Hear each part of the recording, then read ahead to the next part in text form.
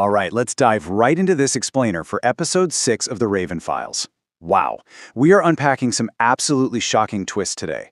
We're going to break down exactly how some incredibly sophisticated AI technology and, a literal ghost from the past completely upended FBI Special Agent Ethan Cross's world. I mean, the stakes were already high, right? But this episode, it elevates the psychological warfare to a whole new level. So, ask yourself, what happens when the agency you trust uses your own face against you? Just put yourself in Ethan's shoes for a second. He's standing inside this creepy, silent old church, and suddenly he's surrounded by over 20 of his own FBI colleagues, weapons drawn, aimed directly at him. Even his partner Maya is completely caught off guard. It is literally the ultimate nightmare for a loyal agent. And then, the trap springs. Director Sarah Bennett steps forward, and with this just ice-cold expression, she tosses a classified file onto the floor. And she drops a massive bombshell on a completely blinded Ethan. He's under arrest. She accuses him of secretly working with the Raven for 10 years, the very monster they've been hunting. Now, you might be wondering, how could the FBI possibly believe this? Well, just think about the sheer volume of fabricated evidence scattered across that church floor.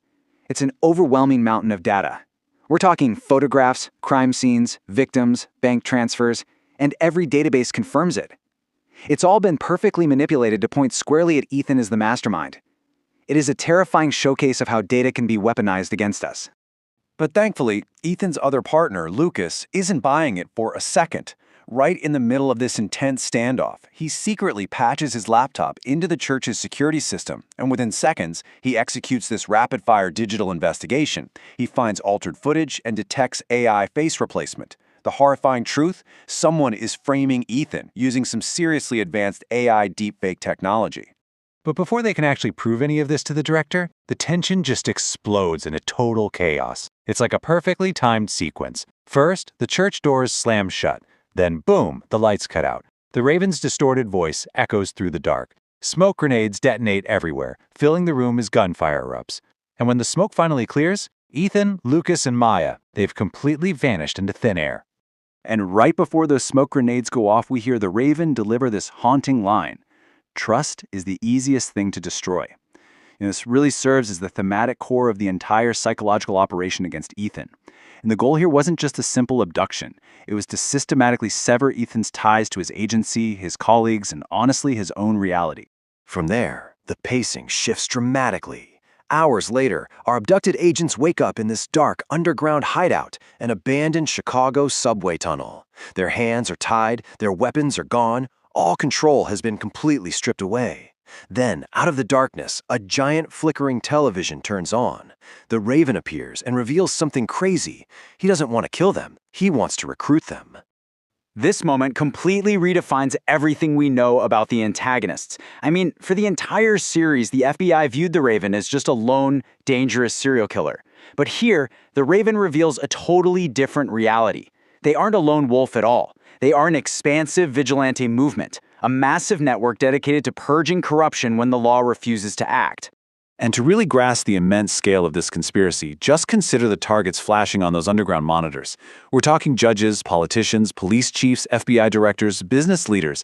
These aren't random victims at all. They are the very pillars of corrupt societal leadership that the law refuses to touch. It's exactly like Maya whispers in the darkness. This is so much bigger than they ever imagined. But wait, the Raven isn't done. Just as the agents are trying to process this massive ideological shift, the monitors change again. An image appears of a 10-year-old girl crying inside a locked room. And it prompts this heartbreaking, totally paradigm-shifting question. Who was the girl on the screen? Ethan literally freezes the moment he sees her. Because it's Emily, Ethan's younger sister.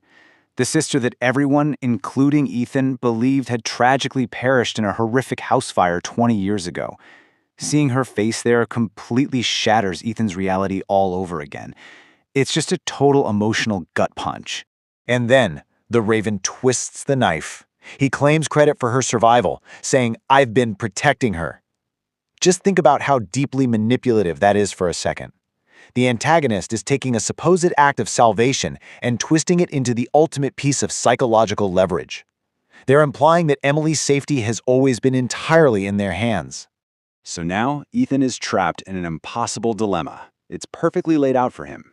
On one side, you have his professional loyalty to the law. On the other side, the safety of his miraculously resurrected family. He has to either join the vigilante movement or lose his family forever. It is an absolute masterclass in psychological coercion. And the episode's climax just builds to a fever pitch. A metal door slowly opens at the end of the dark tunnel. Footsteps echo. A grown woman steps into the harsh light. She stares directly at Ethan with these tear-filled eyes, and she says, "Ethan, it's really me. Emily is alive."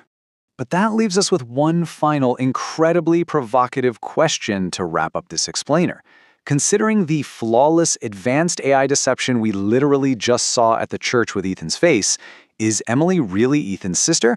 Are we actually witnessing a miraculous family reunion, or is this the Raven's most dangerous deception yet?